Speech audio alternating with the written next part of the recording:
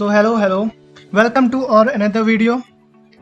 Week का आ चुका है एंड, सो आई थॉट करते हैं वीक का एक छंदी विषेद। सो स्टार्ट करते हैं अपने पहले सेगमेंट से।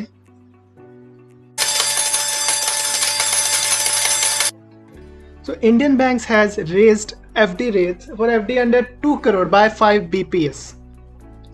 अब इस पे कोई और खुश हो ना हो, हमारे पेरेंट्स बहुत खुश होने वाले हैं। هكر يا جماعة لو انتبهتوا لحركاته هكر। अब जिनको नहीं पता BPS क्या होता है, तो for a layman language 1 BPS is equal to 0.01%। तो उस हिसाब से कैलकुलेट कर सकते हैं। इसके बाद RBI ने इन्फ्लेशन पे ध्यान देते हुए बढ़ाया है repo rate again by 50 BPS। ये RBI का थर्ड हाइक है इस करंट फाइनेंशियल ईयर में।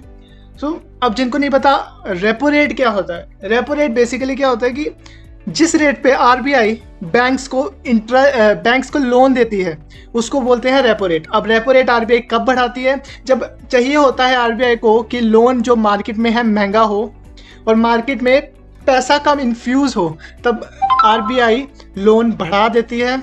और इन्फ्लेशन को कंट्रोल करने के लिए एक तरीका होता है RBI का।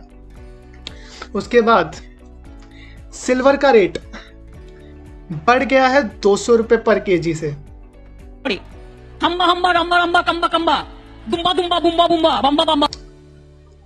रुपी गिरा है 17 पैसा, जो कि पहुंच गया है 79.32 के करीब। अब भाई यूक्रेन का खत्म हुआ तो अब चाइना ताइवान कैसे पीछे रह जाए। अब ग्लोबली तो हमेशा प्रॉब्लम चलती ही रहेंगी। अब इन चीज़ों को लेके अगर ग्लोबल में प्रॉब्लम है तो इंडियन रुपी पे उसका असर पड़ना तो लाजमी है। Navneet, education has raised tremendous results, which is quite obvious from the top line, where sales is showing almost 200% hike in sales in this quarter, and उसके बाद उसके शेयर पर असर दिखना तो लाजमी है। तो अगर हम इसके शेयर प्राइस की बात करें, सबसे पहले ये देख लेते हैं। ये देखिए, इस क्वार्टर में इसका जो रेवेन्यू है, नेट सेल्स है, वो ऑलमोस्ट 200% बढ़ा है। और अगर इसके ही बात करें शेयर प्राइस की, तो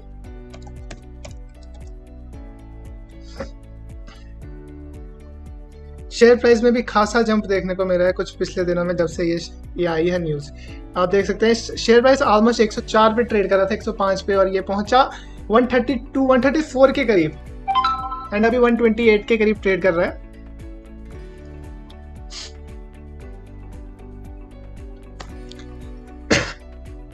फिर टाइटन एक पोर्टफोलियो शेयर है, इसके बारे में ज़्यादा बोलना तो फालतू है। तो टाइटन का जो Q1 का प्रॉफिट है इस बार का, उसने 13 टाइम्स जंप किया। और अगर शेयर प्राइस की बात करें तो ये तो जहां मिले वहां बाय होता है।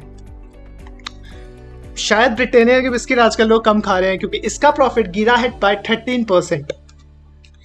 टाटा पावर का शेयर पिछले एक दिन में 1.1% बढ़ा है, जो कि काफ़ी कंसोलिडेट कर रहा है कुछ दिनों से। बट इसका 52 वीक हाई जो है 298 है, जो कि इसका अल्टीमेट टारगेट रहेगा शॉर्ट टर्म में इस बार।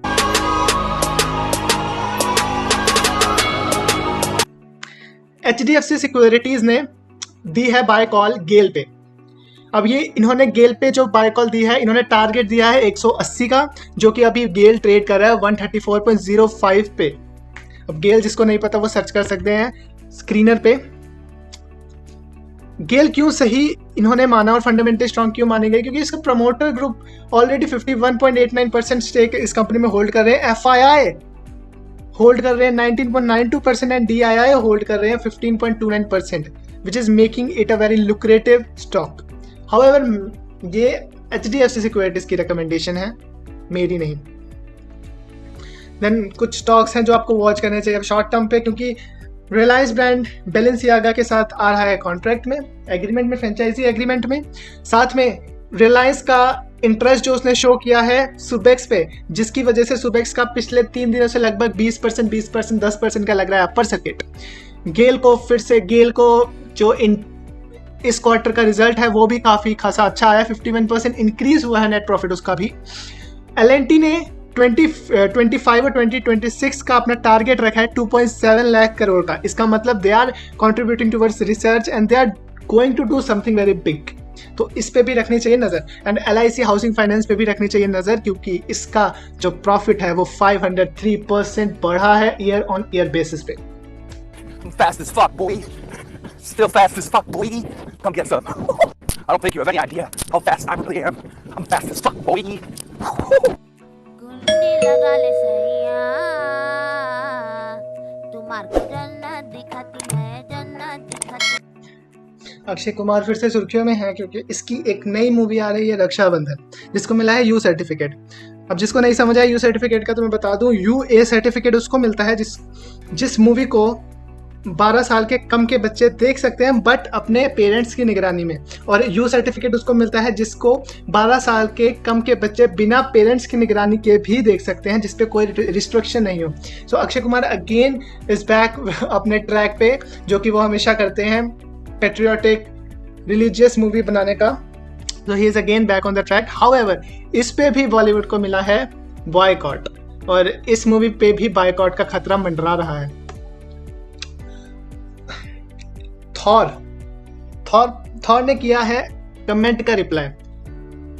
जो मीराबाई, आप जानते हैं मीराबाई चानू, उसने गोल्ड मेडल जीता है अभी 2022 में कॉमनवेल्थ गेम्स में। तो इस पे हैवी वेट लिफ्टिंग में आई गेस, तो इस पे उनके एक फैन ने रिप्लाई करते हुए बोला था कि अब थॉर को अपना हैमर इनको दे देना चाहिए, जिस पे थॉर ने रिप्लाई करते हुए बोला है कि ऑफ कोर्स वो एक लेजेंड है। तो इस पे काफ़ी अच्छा रिप्लाई किया है थॉर ने। उसके बाद अब जैसे कि हम देख रहे हैं कुछ दिनों से बॉलीवुड की हर मूवी पे मंडरा रहा है खतरा बॉयकॉट गैंग का। लाल सिंह चड्ढा पे भी बॉयकॉट, रक्षाबंधन पे भी बॉयकॉट चल रहा है। इस पे बहुत से बड़े नामी दिग्गज लोग बोल रहे हैं कि ऐसा करना गलत है। अगर एक्टर की आइडियोलॉजी आपसे मैच नहीं करती, इसका मतलब ये नहीं कि आप बॉयकॉट करेंगे, ये मानना है लोगों का।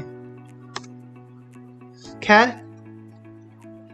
अगर इसी तरह बॉयकॉट चलता रहा कुछ दिनों में बॉलीवुड का हाल कुछ ऐसा हो जाएगा। ਹੱਸਦੇ ਚਿਹਰਿਆਂ ਦਾ ਮਤਲਬ ਇਹ ਨਹੀਂ ਹੁੰਦਾ ਕਿ ਉਹਨਾਂ ਨੂੰ ਕਦੇ ਕੋਈ ਤਕਲੀਫ ਨਹੀਂ ਹੁੰਦੀ, ਉਹਦਾ ਮਤਲਬ ਇਹ ਹੁੰਦਾ ਕਿ ਇਹਨਾਂ ਨੂੰ ਤਕਲੀਫਾਂ ਨਾਲ ਡੀਲ ਕਰਨਾ ਹੁੰਦਾ ਹੈ।